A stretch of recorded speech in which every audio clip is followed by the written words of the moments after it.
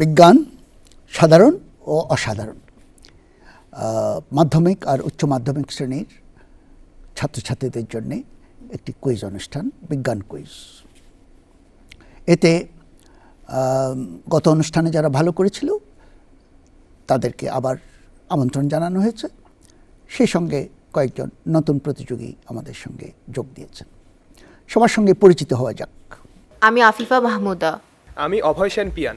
আমি বিএম আবিদুল মোমিনিন। আমি মোয়াজবিন মাহবুব। আমি ফাবিহা নুরসিনা। আমি পুষ্পান্বিতা হোর। আমি এস.এ. ফুয়াদ। আমি সিনান সাইফি রহমান। আমি তৌকির মাহমুদ তৃপ্ত। আমি জারিফ ইশতিয়াক। আমাদের অনুষ্ঠানের 4টি পর্ব। প্রথম পর্বটি হচ্ছে সবখানে, বিজ্ঞান সবখানে।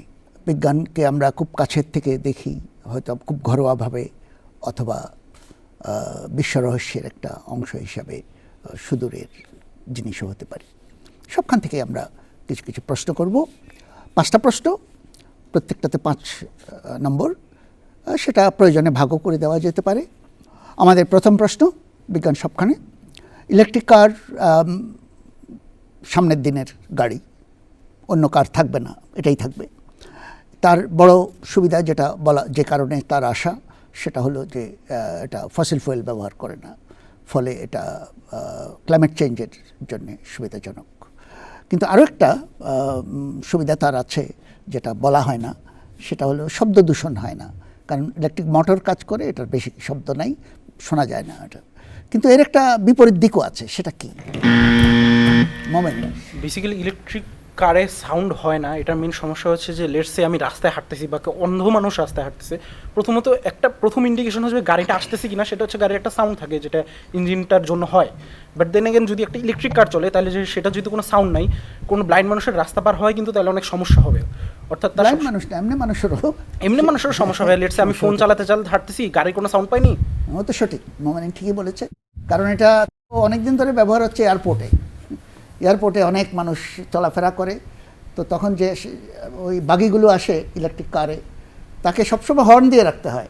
কারণ মানুষ তো জানে না যে সে এসে গায়ের উপর পড়বে, তো হর্ন দিয়ে চলতে, তাহলে আর শব্দ দূষণ তো গেল না, হর্নেই যদি দিতে হয়। তো এটার একটা সমাধান হয়তো করতে হবে। তো মোমেন্টিন এটার জন্য 5 নম্বরেই পাবে। আমরা পরের প্রশ্নে চলে যাই। আমরা যখন কম্পিউটারে কিছু বাড়তি ফাইল রাখতে চাই, তখন সাধারণত বলা হয় যে এটা ক্লাউডে রাখবো, ক্লাউড থেকে কাজ করব, ওখান থেকে নিয়ে কাজ করব। জিনিসটাকে ক্লাউড বলা হয় কেন? মোমেন্ট। বেসিক্যালি হচ্ছে এইটা মেনলি ক্লাউড স্টোরেজে যেভাবে কাজ করে হচ্ছে একটা কান্ট্রি বা কোনো একটা জায়গায় একটা সার্ভারের মধ্যে সার্ভার রাখা আছে এবং সেখানে হচ্ছে আমরা মেনলি স্টোর করি। এখন এটা আমরা ওয়্যারলেস পদ্ধতিতে করতেছি, বেসিক্যালি ইন্টারনেটের সহায়তায়, যে এক জায়গা থেকে আরেক জায়গায়। সো এটাকে আর কি ওই যে ক্লাউডের মাধ্যমে অথবা এক জায়গা থেকে আরেক জায়গায় ওয়্যারলেসলি করা হচ্ছে, এটা কি বোঝাতে ক্লাউড স্টোরেজ এমনি বলা হয়েছে, যেহেতু এটা আমার সামনে আসছে না, কিন্তু আমি এটা অ্যাক্সেস করতে পারছি। আমরা অনেক কিছুই করি, ক্লাউড বলি না। এটাকে ক্লাউড বলছি কেন? মানে কোথায় রাখা আছে এটা? সার্ভারের মধ্যে, বেসিক্যালি সেন্ট্রাল সার্ভার। কোথায়? অন্যান্য কান্ট্রিতে হতে পারে। ও তো সঠিক।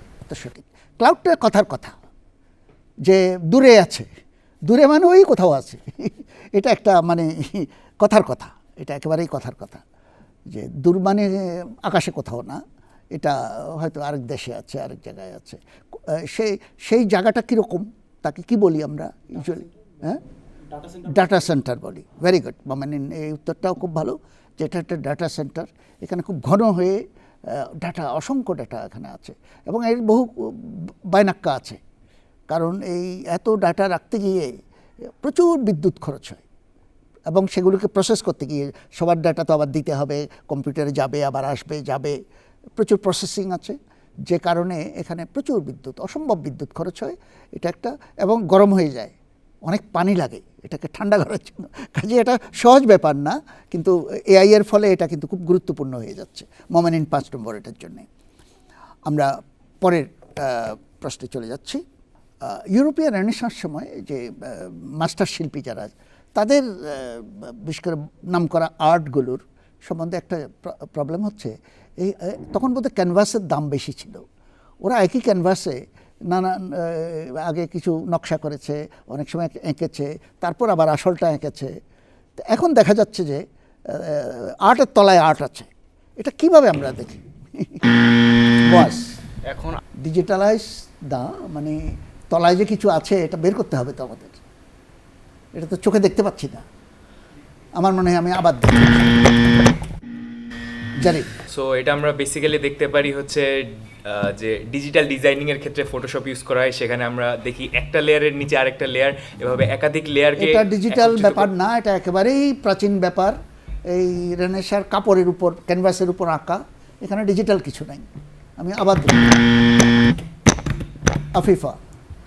তো বেসিক্যালি হচ্ছে লেয়ারগুলোর কারণে হচ্ছে বোঝা যায় যে কয়টা লেয়ার আছে এক কি একটা করে বুঝবো ক্যানভাস। বাইরে থেকে, কি করে বুঝবো? লেজারের মাধ্যমে। ঠিক লেজার না, কাছাকাছি। হ্যাঁ, কি, অন্য লেজার। কিছু বলো। মেইনলি লেজার দিয়েই হচ্ছে পরীক্ষা করা হয় যে কয়েক লেয়ারের উপরে হচ্ছে কালারগুলো আছে। আমি আফিফাকে নম্বর দেব, কারণ সে খুব কাছে চলে গেছে, খুবই কাছে চলে গেছে। সেরকম একটা জিনিস এক্স রে, আমাদের অতি পরিচিত জিনিস। জি। এক্স রে এবং ইনফ্রারেড আলো, লেজারও আলো, ইনফ্রারেড আলো, এই দুটোই মেনলি ব্যবহার হয়, এক্স রে এবং ইনফ্রারেড আলো। কারণ এক্স রেতে হয় কি, এই কিছু রং আছে সেগুলো এক্স রে আটকাতে পারে না, সব না, অনেক রং এক্স রে আটকায় ফেলে।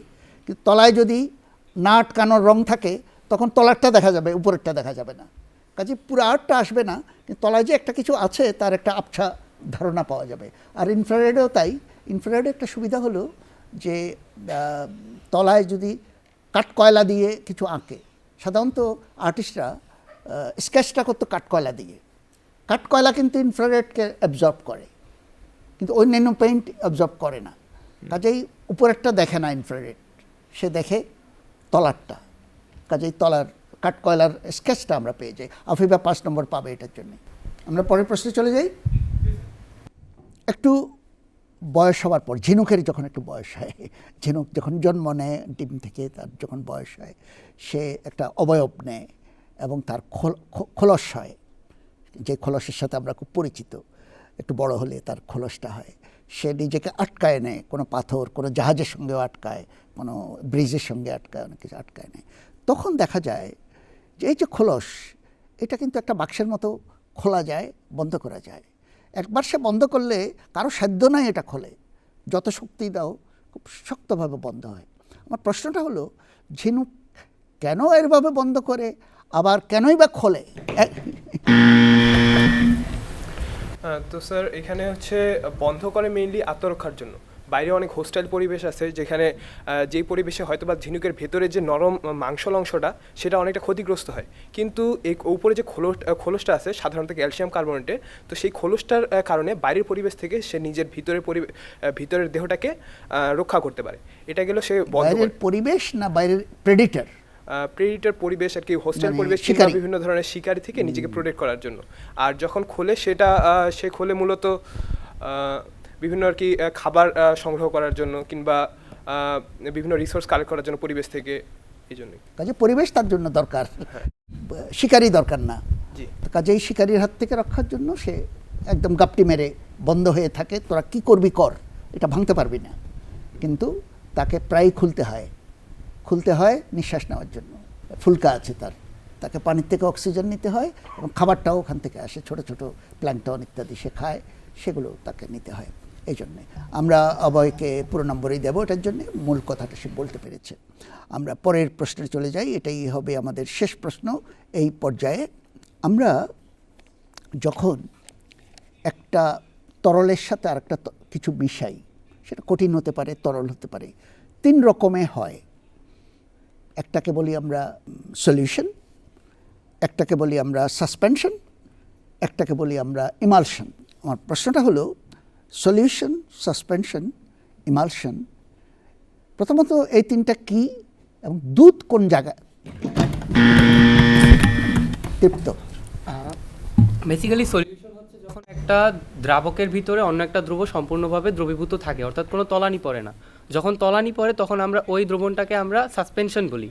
যদি তলানি না পড়ে, একটা চর্বি জাতীয় পদার্থের মধ্যে একটা তরল পদার্থের ভিতরে একটা তরল পদার্থ একটা ভিন্ন অনুপাতে মিশ্রিত থাকে, যেমন চর্বির মধ্যে তেল বা তেলের মধ্যে চর্বি থাকে, তখন আমরা এটাকে ইমালশন বলি। সলিউশনের মধ্যে বলতে পারি আমরা শরবত একটা সলিউশন। আমাদের দুধের মধ্যে কি? হ্যাঁ, দুধের মধ্যে কি ধরনের ইমালশন? দুধ হচ্ছে একটা কলয়েড যেখানে পানির মধ্যে চর্বি থাকে। পানির মধ্যে চর্বি? হ্যাঁ, চর্বিটা ইমালশন হিসাবে ইমালশন হিসেবে থাকে। বিন্দু, চর্বির বিন্দু, যে আমরা যখন মাখন তৈরি করে ওই চর্বিটা তুলে ফেলি, মাখনে আবার চর্বির ভিতরে পানি থাকে। চর্বির ভিতরে আবার পানি থাকে, ঠিকই আছে। তো আমরা তৃপ্তকে পুরো 5 নম্বরেই দেবো এটার জন্য, তিনটা জিনিসকে আলাদা করেছে এবং দুধকে আইডেন্টিফাই করেছে। তৃপ্ত 5 নম্বর পাবে। আমরা পরের পর্বে চলে যাচ্ছি।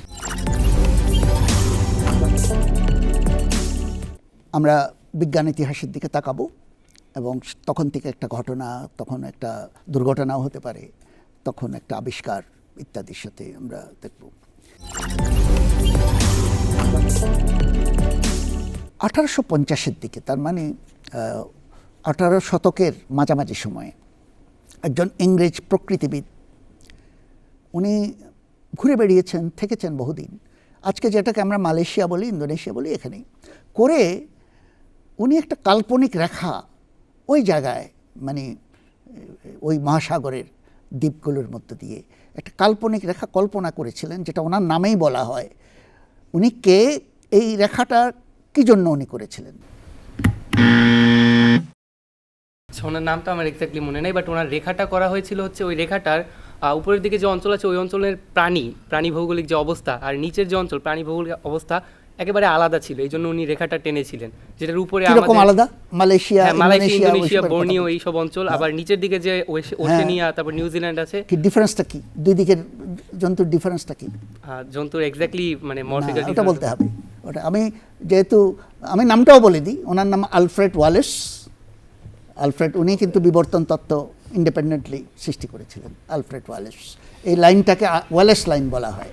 এখন প্রশ্ন হলো যে বলতে পারবে যে এই দুই দিকের জীবজন্তুর ডিফারেন্সটা কোথায়? আপনার উপরের দিকের ম্যামালগুলার বৈশিষ্ট্য আলাদা এবং নিচের দিকের যে ম্যামালগুলো তাদের বৈশিষ্ট্য আলাদা। যেমন নিচের দিকের ম্যামালগুলোর মধ্যে আছে ক্যাঙ্গারু, যাদের হচ্ছে লাইক পাউচ। নিচের আর উপরের মানে কি? মানে হচ্ছে সরি আপনার সাউথ সাইডের যারা, South side. সাউথে হচ্ছে আপনার ম্যামালদের মধ্যে বৈশিষ্ট্য আলাদা, নর্থে ম্যামালদের মধ্যে বৈশিষ্ট্য আলাদা। নিচের দিকেরটা হলো যে সাউথ সাইডেরটা কি সাউথ বললেন? সাইডে হচ্ছে আমার ঠিক নামটা মানে মার্সুপিয়াল, মোস্ট প্রবাবলি বলা হয়। Marsupial, G marsupial. you are তারা right. হচ্ছে ক্যাঙ্গারু। ক্যাঙ্গারু জাতীয়। জি, ক্যাঙ্গারু তাদের জাতীয়। হচ্ছে আর লাইক পাউচ থাকে তাদের লাইক ইয়াংকে ক্যারি করার জন্য। তারপর প্ল্যাটিপাস টাইপেরও ম্যামাল আছে যারা হচ্ছে ডিম পারে, তাদের ডিম থেকে হচ্ছে বাচ্চা হয়। আমরা এটার জন্য নম্বর ভাগ করে দেব। প্রথম যে বলেছে তাকে 2 এবং এখন যে বলল মুয়াস তাকে 3, কারণ ওটাই আসল কথা যে ডিফারেন্সটা কি। মার্সুপিয়াল আর প্লেজেন্টাল, যে আমরা যদি স্তন্যপায়ীর কথা বলি, স্তন্যপায়ী এইদিকে মানে আমাদের দিকে, আসলে রেখাটা আমি বলি, রেখাটা গেছে একদিকে হলো তোমার বালি দ্বীপ আর লম্বক দ্বীপের মাঝখান দিয়ে গেছে, আবার বর্নিও আর সুলাভেসি, এগুলো ইন্দোনেশিয়ার দ্বীপ। বর্নিওতে অবশ্য মালয়েশিয়াও আছে। বর্নিও আর সুলাভেসি আর বালি আর লম্বক, এই দুটার মধ্যে দিয়ে ইমিডিয়েটলি যেটা দেখা যায় সেটা হলো কুসকুস ভালুক। ওটা আবার অস্ট্রেলিয়াতে নেই, ওখানে আছে কুসকুস ভালুক। কুসকুস ভালুক এক ধরনের ইঁদুর জাতীয়, কিন্তু এটাও মার্সুপিয়াল। আবার এইদিকে আমাদের মতো হাতি, বাঘ, এগুলো। তো এই যে একটা, শুধু তা না, স্তন্যপায়ী না, বার্ডও আলাদা। ওখানে উট পাখি, এমু, কিউই এগুলো আছে। এখানে কিন্তু আমাদের পরিচিত বার্ডরা, আমাদের দিক থেকে আর কি, ওদের দিক থেকে ওগুলোই পরিচিত। তো চমৎকার, এটা দুজন ভালোই বলেছে। আমরা পরেরটায় চলে যাই। চীন সভ্যতা তোমার 9ম শতাব্দীতে, আজকের কথা না, তখনই এমন একটা জিনিস আবিষ্কার করেছিল সভ্যতা। তারা প্রথমে এটা এক ধরনের উৎসবাদিতে ব্যবহার করত, উৎসব। পরে আস্তে আস্তে তারাও এটাকে যুদ্ধবিগ্রহে ব্যবহার করা শুরু করেছে। কিন্তু আসল ব্যবহারটা করেছে ইউরোপিয়ানরা, পুরো বিশ্ব জয় করেছে এটা দিয়ে। জিনিসটা কি? অভয় স্যার, এখানে মূলত গান পাউডারের আবিষ্কারের কথা বলা হচ্ছে। তো চীন সভ্যতাতে 9ম দশকে গান পাউডার যখন শুরুতে আবিষ্কার হলো, সেটাকে তারা এত পাওয়ারফুল হিসেবে ব্যবহার করতে পারতো না। তো সেখানে বাজি কিংবা পটকা এইগুলো হিসেবে ব্যবহার করা হতো। কিন্তু পরবর্তীতে যখন ইউরোপিয়ানরা এটিকে আপগ্রেড করলো, তখন দেখা গেল যে এটি ব্যবহার করে তারা কামান, তারপরে বন্দুক থেকে শুরু করে নানা ধরনের মরণাস্ত্র তৈরি করতে পারছে। এবং সেই উন্নত মরণাস্ত্র ব্যবহার করে তারা অন্যান্য সভ্যতাকে আর কি গান পাউডার জিনিসটা কি? গান পাউডার জিনিসটা হলো মূলত চারকোল, ম্যাগনেসিয়াম, এগুলোর একটা আর কি সবগুলো মিলিয়ে আর কি মেইনলি। ঠিক আছে, ও প্রায় সবই বলে ফেলেছে। আমি এক্স্যাক্টলি যদি জিনিসটা বলতে পারতো, তার কেমিস্ট্রিটা বলতে পারতো। মাস স্যার, গানপাউডার হচ্ছে মূলত থার্মার টাইপের, মানে যেগুলো হচ্ছে লাইক অতি ইজিলি লাইক হয়ে যায়। না লাইক শেষ। না, আমি কেমিস্ট্রিটা জানতে চাচ্ছি। Chemistry। এনিওয়ে আমার মনে হয় আমরা অভয়কে পুরো নম্বর দেবো, 5 নম্বর। এই গান পাউডার এটা আসলে পটাশিয়াম নাইট্রেট, বেশিরভাগ হলে পটাশিয়াম নাইট্রেট, নাইট্রেট যেটা বলা হয় 75%। তাই চারকোলের কথা বলেছে অভয়, চারকোল কিছু থাকে 15% আর কিছু সালফার থাকে 10%। আমরা বারুদ বলি, বারুদেরও বিভিন্ন রকম ফের আছে, কিন্তু এটা দুভাবে ব্যবহার করছে ইউরোপিয়ানরা বা চাইনিজরাও। একটা হলো যে এটা এক্সপ্লোসিভ, কাজেই এটাই ধ্বংসটা করে। আরেকটা হলো চালকও, এটা ঠেলে দেয় এটা বন্দুকের পিছনে, যে আগে তো লোহার একটা বলকে কামানের ভিতর দিয়ে চলে যেত, নিজে কিন্তু এক্সপ্লোড করতো না, এখন এক্সপ্লোডও করে আবার তাকে চালায়ও। কাজে এটাই তো দুনিয়াকে বদলে দিয়েছে প্র্যাকটিক্যালি। অভয় 5 নম্বর পাবে এটার জন্যে। আমরা পরের প্রশ্নে চলে যাচ্ছি। 1966 সাল, 1966, একটা ঘটনা যেটা আমাদের দেশের জন্য খুব ইম্পর্টেন্ট। ইন্দোনেশিয়ার একটা ধান নাম হলো পেতা, এটা একটা বিশেষ ধরনের এবং লম্বা, অনেক দীর্ঘ ধান, ছড়াও বেশি, দীর্ঘ ধান, কিন্তু নুয়ে পড়ে, এই জন্য শেষ পর্যন্ত খুব লাভ কাজে আসে না। আবার চায়নার একটা ধান, তাইওয়ানের বেসিক্যালি ডিজিউজেন, ওটা ছিল পেতা আর এটা হলো ডিজিউজেন, এটা বেঠে। এই দুইটাকে মিশাইয়া ইন্টারন্যাশনাল রাইস রিসার্চ ইনস্টিটিউট একটা জিনিস তৈরি করেছিল। সেটা কি এবং কিভাবে এবং তার ফলশ্রুতি কি হয়েছিল?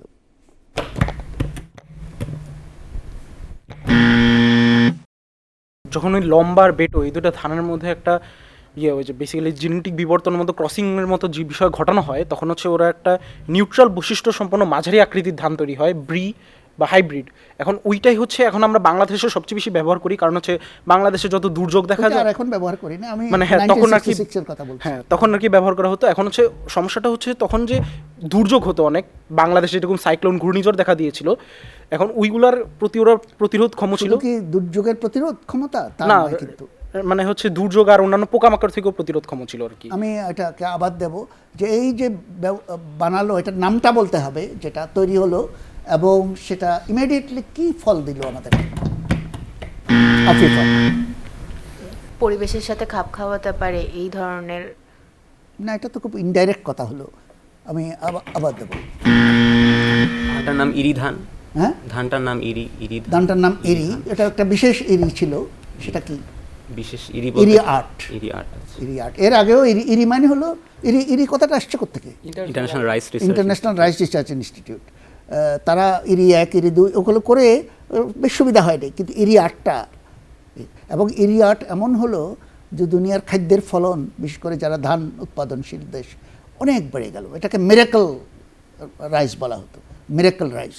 আমরা এটাকে বললাম সবুজ বিপ্লব। এই যে সবুজ বিপ্লব কথাটা এসছে এই তখন থেকে। উফসি বলি, উন্নত ফলনশীল। এটার মেইন কথা হলো যে এটা একটা মিডিয়াম সাইজের ধান, এটা নুয়ে পড়ে না, ফলে সার দিলে সারটা নিতে পারে, সার দিতে হয় কিন্তু সারটা নিতে পারে এবং অনেক ফসল, অনেক ফলন হয়। এটা মেইনলি হলো ফলন বেশি। তো আমার মনে হয় আমরা এটা ভাগ করেই দেব। প্রথম যে বলেছে তাকে 2 এবং পরে যে বলেছে তাকে 3। আসলে এটা একটা যুগ পরিবর্তনের ধান, ইরি আর্ট। সবার মুখে মুখে এই ধানটা, পরে ইরি আরও বহু রকমের ইরি এসছে ইত্যাদি। আমরা পরের প্রশ্নে চলে যাই।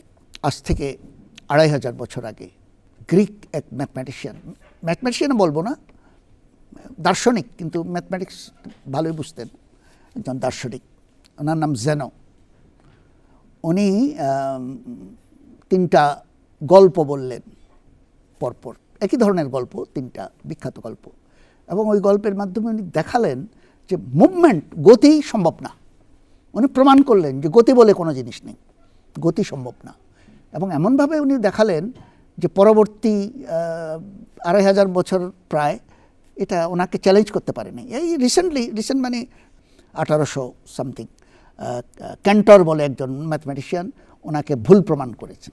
তার মানে এতগুলো বছর কেউ তাকে ভুল প্রমাণ করতে, অথচ সে একটা মারাত্মক কথা বলেছে, গতি বলে কোনো জিনিস নেই। দেখছি গতি আছে, কিন্তু উনি বললেন যে ওনার যুক্তি বলে যে গতি বলে কোনো জিনিস নেই। কীভাবে দেখিয়েছিলেন? জেনোর প্যারাডক্স বলে এগুলোকে। তিনি ঠিক কি দেখিয়েছিলেন তা আমার মনে নেই। তিনি বৃত্তাকার পথে দুটা প্রাণীর মধ্যে রেসের কথা কি বলেছিলেন? বৃত্তাকার পথ নয়, আবার কেউ বলবে, চিন্তা করে। তো স্যার মেইনলি উনি যে আর কি গতি বলে কোনো জিনিস নেই, সেটা তিনি মূলত দেখিয়েছেন যে আমরা যখন তাৎক্ষণিক কোনো গতির কথা বলি আর কি, কোনো গাড়ি হয়তো বা চলছে, তখন আমরা কোনো বস্তুর তাৎক্ষণিক গতি কখনো জানতে তিনটা পারি না। গল্প বলেছিলেন, গল্পগুলো বলতে হবে। গল্পগুলো ঠিক না ঠিক আছে, আমার মনে হয় না এই গল্প কেউ জানে, তো আমি কাউকে নম্বর দিতে পারবো না। এগুলো বিখ্যাত গল্প, নামও আছে, তিনটা গল্পের আলাদা আলাদা নাম আছে। প্রথম গল্পটার নাম ডাইকটমি, মানে দুই ভাগ। সেটাতে উনি দেখিয়েছিলেন যে গ্রিক দেশের সেই সময় সবচাইতে বড় স্পোর্টস ওয়ামেন ছিলেন আটলান্টা। বলছে আটলান্টা তো এই জায়গার থেকে ওই জায়গায় যেতে পারে না, সে কিসের স্পোর্টস উইমেন? সে তো এর থেকে বিতে যেতে পারবে না। কেন যেতে পারবে না? বলছে ওখানে যেতে হলে তো মাঝখানে যেতে হবে আগে, তো মাঝখানে যেতে হলে তার মাঝখানে যেতে হবে, তার মাঝখানে যেতে হলে তার মাঝখানে যেতে হবে, তার মাঝখানে যেতে হলে তার মাঝখানে যেতে হবে, এর কোনো শেষ নেই। উনি দেখালেন যে ইনফিনিটি ইজ নট পসিবল। তো কাজেই আরেকটা বললেন যে অ্যাকিলিস সবচেয়ে বড় গ্রিক বীর, উনি কচ্ছপকে ধরতে পারবে না। একই যুক্তি, কারণ ও ধরতে গেলে কচ্ছপ সামান্য তো চলে যাবে, তারপর গেলে সে আবার সামান্য যাবে, কাজে কোনো দিনই ধরতে পারবে না। তৃতীয়টা, ওটার নাম ছিল অ্যাকিলিস, আর তৃতীয়টার নাম হলো অ্যারো, তীর। কারণ বলেন যে আমি তীর মারলাম কিন্তু তীর তো যেতে পারবে না কোথাও, তীর এক জায়গায় দাঁড়ায় থাকবে, একই কারণে যেতে পারবে না। তো এই যুক্তির পিছনে দিতে পারেনি। ক্যান্টর পরে ইনফিনিটিকে অন্যভাবে ব্যাখ্যা করে 2500 বছর পরে জেনর জবাব দিয়েছিলেন। কেউ নম্বর পেল না, কিন্তু ভেরি ইন্টারেস্টিং একটা ঘটনা আমাদের শেষ ইতিহাস। 70 বছর ধরে আমরা জানতাম গ্রহ হলো 9টা। রিসেন্টলি 2006 সালে বলা হলো একটাকে ওখান থেকে এক্সপেল করে দেওয়া হয়েছে। কেন এক্সপেল করলো? সেই কোন গ্রহ? মার্স। স্যার এটা হচ্ছে মূলত প্লুটোকে এক্সপ্লেল করা হয়েছে, কারণ আমরা জানি গ্রহ হওয়ার জন্য একটা সেলেস্টিয়াল অবজেক্টের একটা নির্দিষ্ট ডায়ামিটার থাকা লাগে। প্লুটোর সে নির্দিষ্ট ডায়ামিটারটা নেই, এই জন্য প্লুটোকে ওখান থেকে এক্সপেল করা হয়েছে, কারণ ওটা সাইজ অনেক ছোট। সাইজটা ছোট, আরও একটা কারণ একটা কারণ হচ্ছে এটা সূর্য থেকে অনেক বেশি দূরে অবস্থিত, এর জন্য আর কি। সেটাও কোনো বড় কথা নয়, কিন্তু আরেকটা কারণ আছে, যদি কেউ বলতে পারে। আমি শোনা প্লুটোর অরবিটটা এলিপ্টিক্যাল, হ্যাঁ? সার্কুলার না। প্লুটোর অরবিটটা এলিপ্টিক্যাল, সার্কুলার না। সেটাও না। আমি আবার দিচ্ছি তাহলে, পাবে। প্লুটো প্রপারলি হচ্ছে সানকে অরবিট করে না। হ্যাঁ, প্লুটো প্রপারলি হচ্ছে সানকে অরবিট করে না। অরবিট ঠিকই করে, সেটা না। ঠিক আছে, আমি আর দিচ্ছি না।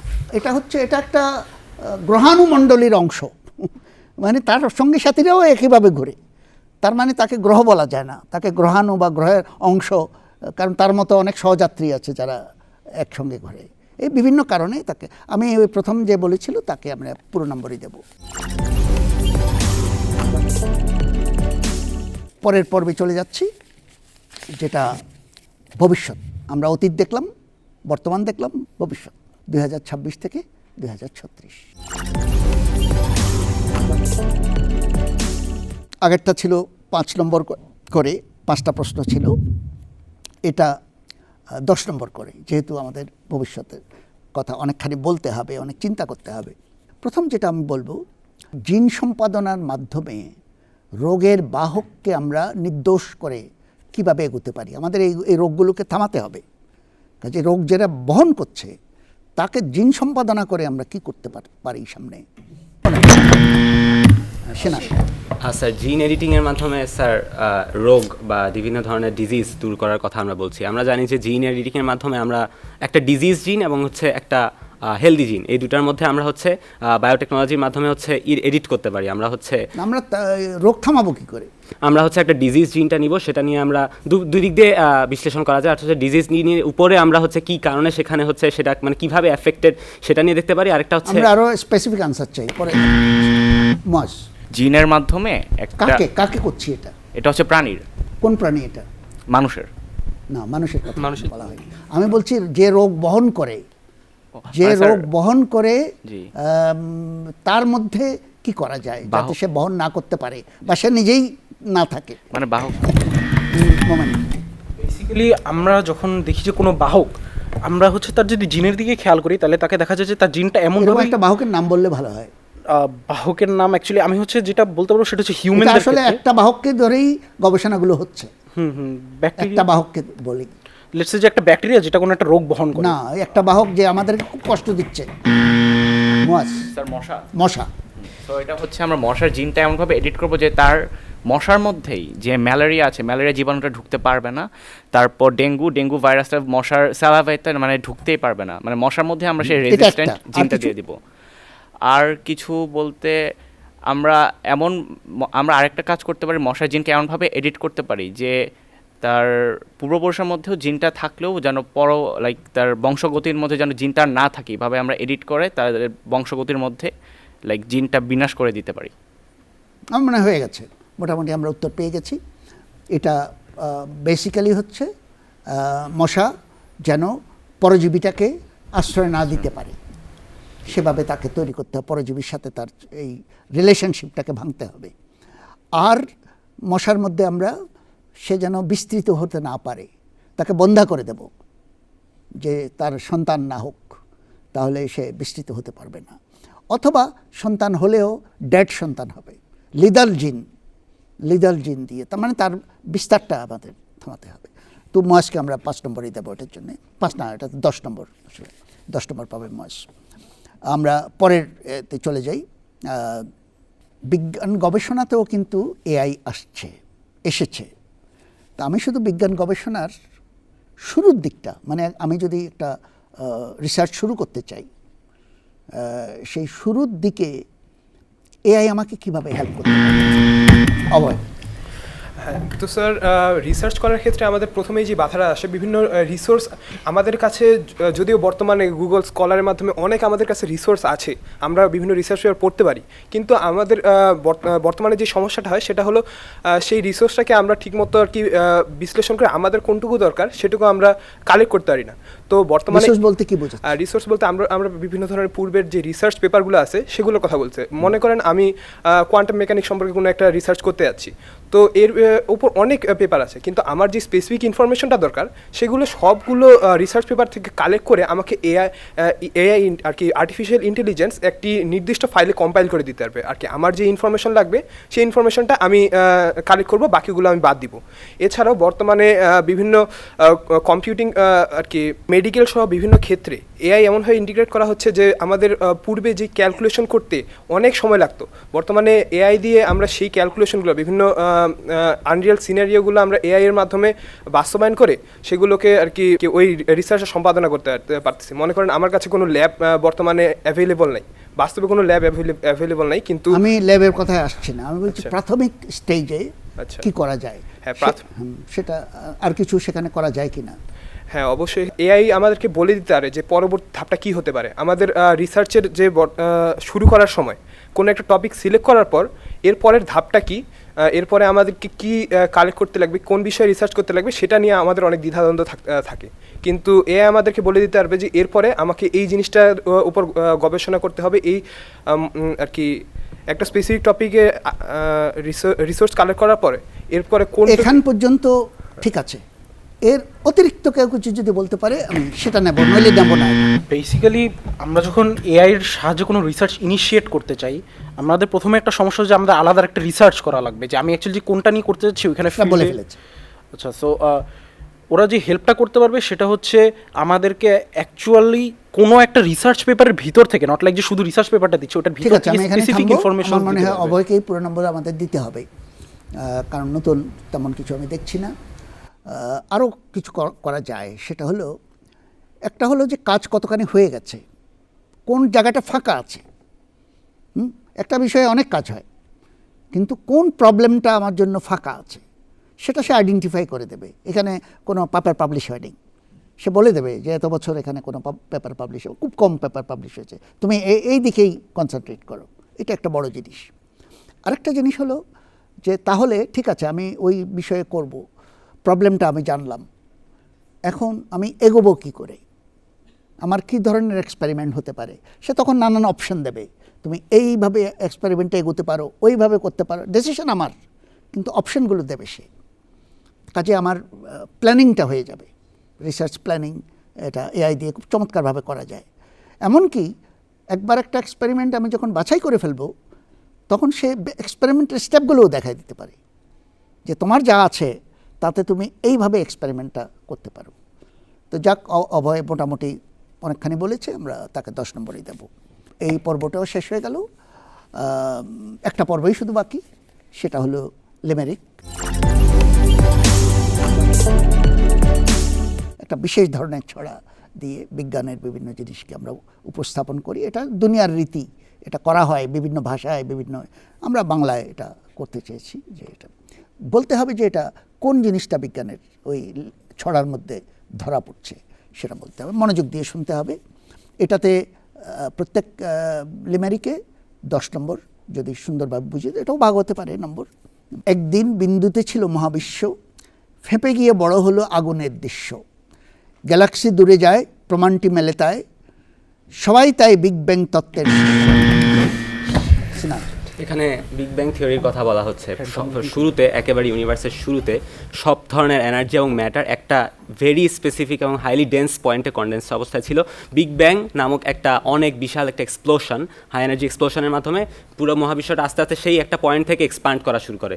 এবং লিমেরিকটা তৃতীয় এবং চতুর্থ লাইনটা আরেকবার, গ্যালাক্সি দূরে যায় প্রমাণটি মেলে তাই। জি, আমরা এখন এডুইন হাবেল, যেটা 1920 সালের দিকে তিনি প্রমাণ করেছিলেন রেড শিফট, আস্তে আস্তে যেসব দূরের যে গ্যালাক্সিগুলো আছে সেগুলোর হচ্ছে লাল সরণ বেশি, অর্থাৎ তিনি প্রমাণ করেছিলেন যে দূরের যে, মানে যেগুলো একটু বেশি দূরে আছে সেগুলো আরও বেশি ফাস্ট মুভ করছে, ওইভাবে হচ্ছে ইউনিভার্সটা এক্সপ্যান্ড করছে। এটা তিনি প্রমাণ করেছিলেন। সবাই তাই বিগ ব্যাং তত্ত্বের শিষ্য।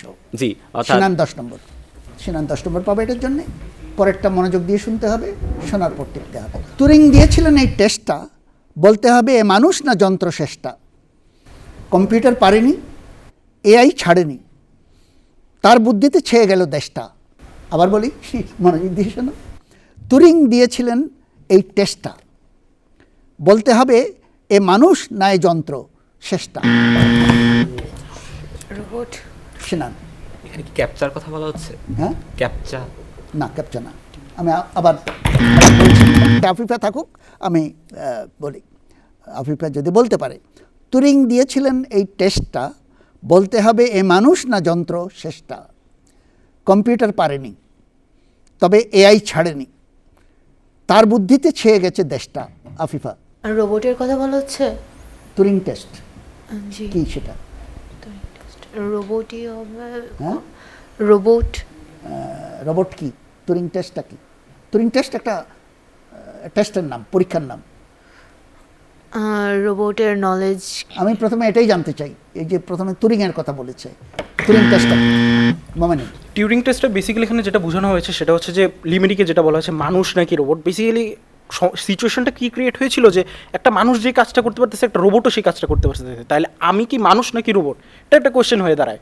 বেসিক্যালি এই প্যারাডক্সটাই উনি আর কি সলভ করার জন্য এই কোয়েশ্চেনটা করেন, এটার অ্যান্সারও দেয়। অ্যান্সারটা হচ্ছে আমি শিওরলি জানি। স্যার, লিমেরিক যেটা বলছে কম্পিউটার পারেনি, তার মানে মানুষের বুদ্ধি কম্পিউটার দেখাতে পারেনি। হ্যাঁ হ্যাঁ, মানুষের বুদ্ধি বেসিক্যালি এআই ছাড়েনি, তার মানে এআই দেখাচ্ছে পারছে, মানে বেসিক্যালি হিউম্যান ইমোশন অথবা হিউম্যান লজিক্যাল রিজনিং পারছে, ওইটা কম্পিউটার পারেনি। হ্যাঁ, কম্পিউটার পারেনি, তবে এআই ছাড়েনি, তার বুদ্ধিতে ছেয়ে গেছে দেশটা। বেসিক্যালি উনি প্রথম ধারণা দিয়েছেন যে এরকম একটা জিনিস তৈরি করা পসিবল হবে যেটা এআই বেসিক্যালি, যেটা আর কি মানুষের মতো চিন্তাও করতে পারবে, রিজনিংও করতে পারবে, কিন্তু ওটা মানুষ উনি না। কম্পিউটার নিয়েই চিন্তা করেছিলেন। তার সময়ে তুরিং মারা গেছেন খুব আর্লি, হ্যাঁ, হ্যাঁ। 45-এর দিকে, 45-এর পরে 50s-এ মারা গেছেন। তখন এআই ছিল না, কম্পিউটার ছিল। কম্পিউটারটা তুরিংয়েই প্রথম কম্পিউটারের ধারণাটা এনেছিলেন, এবং টেস্টটাও উনি দিয়েছিলেন একটা চ্যালেঞ্জের মতো, যে মানুষ না কম্পিউটার কেউ বুঝতে পারবে না। মোমেনিন যেটা চমৎকার বলেছে, ওটাই আসল কথা, যে তুরিং দিয়েছিলেন এই টেস্টটা, বলতে হবে মানুষ না যন্ত্র শ্রেষ্ঠা। মোমেনিন 10 নম্বর এটার জন্য। আমাদের অনুষ্ঠানটা এখানে শেষ হয়ে গেল। আমরা স্কোরবোর্ডটা দেখছি, কার নম্বর কতখানি এগুলো, সেই হিসাবে আমরা যারা ভালো করেছে তাদেরকে আগামী অনুষ্ঠানে আবার আমন্ত্রণ জানাবো। সেই সঙ্গে কিছু নতুন প্রতিযোগীও আমরা পাবো আগামী অনুষ্ঠানে। যারা অনুষ্ঠানটা দেখলেন তাদেরকে অনেক ধন্যবাদ, এবং আগামী অনুষ্ঠানে তাদেরকে আমন্ত্রণ জানিয়ে অনুষ্ঠানটা এখানেই শেষ করছি।